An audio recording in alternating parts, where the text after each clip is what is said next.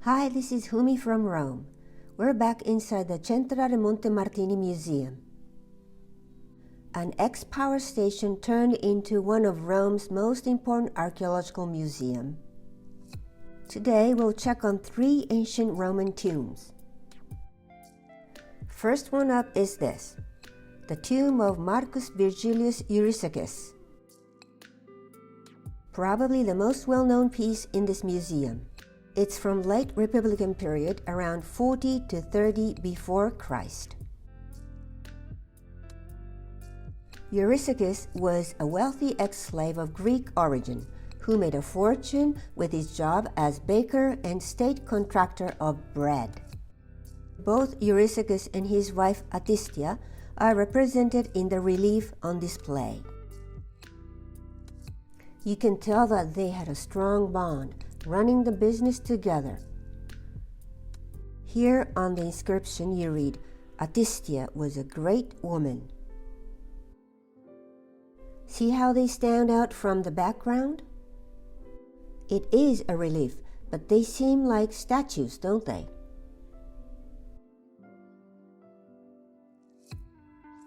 Eurysaces with the draped toga.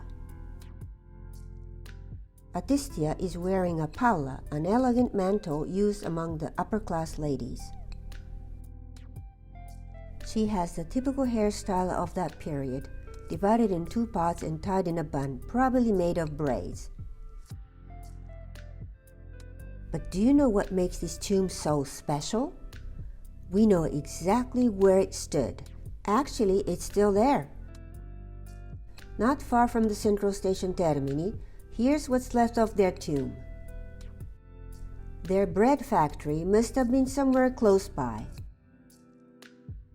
People, when they see this huge tomb in front of the gate, they ask themselves, how did they allow him? But the tomb was already here 80 years before the gate. It was Emperor Claudius who built the aqueduct and the monumental gate, Porta Maggiore. Alterations were made in the 3rd century when the Aurelian walls were erected. In early 5th century, the tomb was engloved into the buttress built by Emperor Honorius. It was rediscovered centuries later in 1838 when Pope Gregory XVI demolished what was added during the centuries. The tomb became visible once again. It stands on a base made of local volcanic stone, tufa, over which stands a 2-story structure made of bricks entirely covered with travertine slabs. Here's a plastic model. Sculpted frieze stretching under the border of the tomb with scenes of bread making. Bread was the staple food of the Romans. You can tell from the many bakeries found among the ruins. They used all sorts of flour, oats, spelt, rye, chestnut, rice, etc., and added different ingredients, herbs, nuts and seeds, spices, pieces of cheese, meat, raisins. They were sold on the streets for a very cheap price guaranteed by the state, or sold at trattorias and bars. Imagine thousands of Romans enjoying the bread baked by Eurysaces and his many employees. I'm sure Julius Caesar has eaten his bread as well.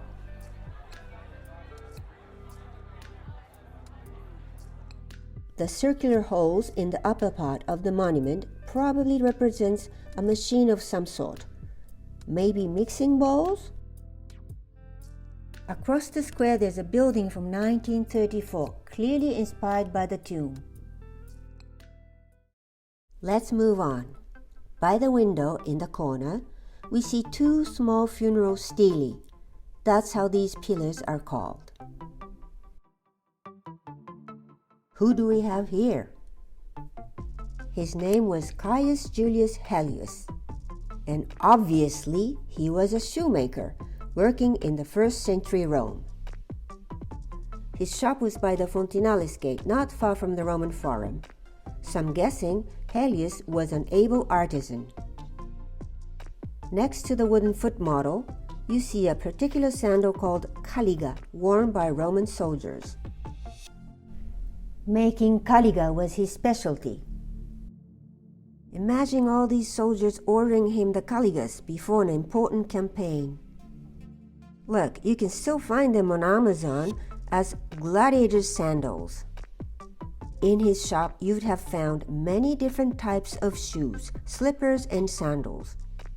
Shoes for every occasion at Helius's shoe shop. Are you seeing how realistic this portrait is?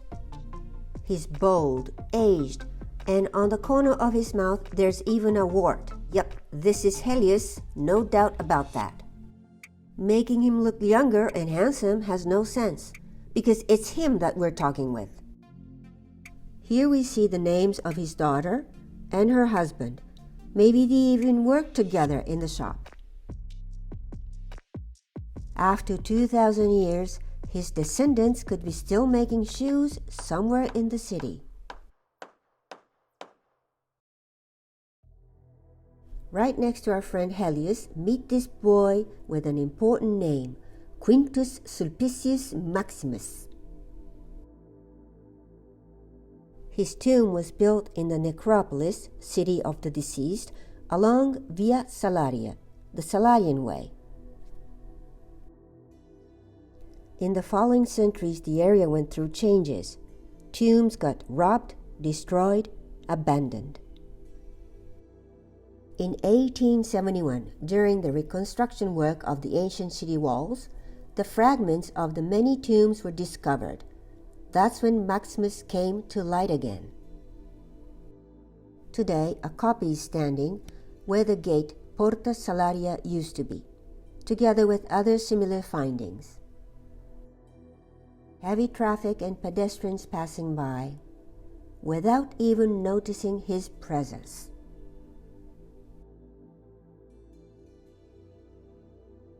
So what do we know about him?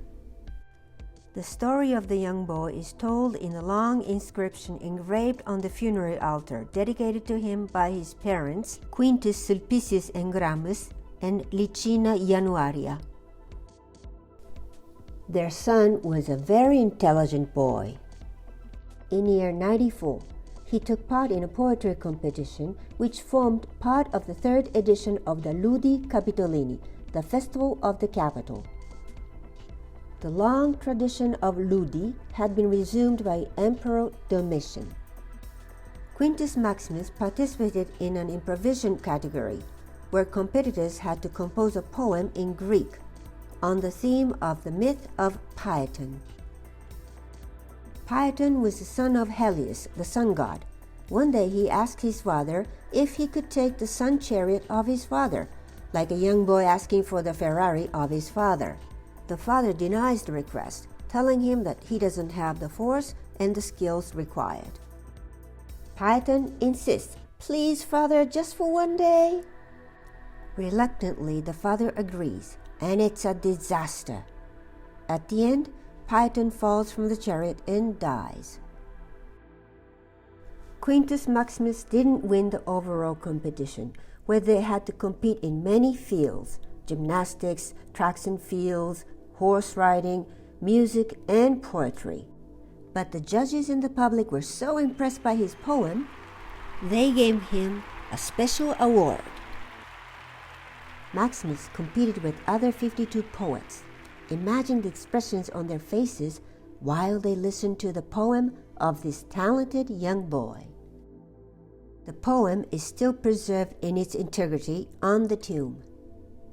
Maximus is holding a volumen, a scroll, on which you can read the verses of the poem in Greek. His parents must have been so proud. But soon after, they were hit by a tragedy. Maximus suddenly died. He was only 11 years old. They say the boy was exhausted from too much studying. It makes our heart break thinking about the despair of his parents. The most unhappy parents, it says. But he's still standing in front of us, proudly showing his masterpiece. They made sure that Maximus and his poem would live on forever. Roman tombs. They speak to us. They're left to communicate with us. It's as if through these tombs and steles, they come back to our world for a while, telling us who they were, what they've accomplished, and what they really cared about. Now, if you were to build such a tomb, how would it be? What would you put on it? To have an awesome tomb, we better make the most of our everyday lives. Thanks for watching, and see you on my next episode. To subscribe, all you need to do is press the pink circle. You shall be receiving notification every time I publish new videos, which means 5 or 6 times a year. Make sure your notification is turned on your device.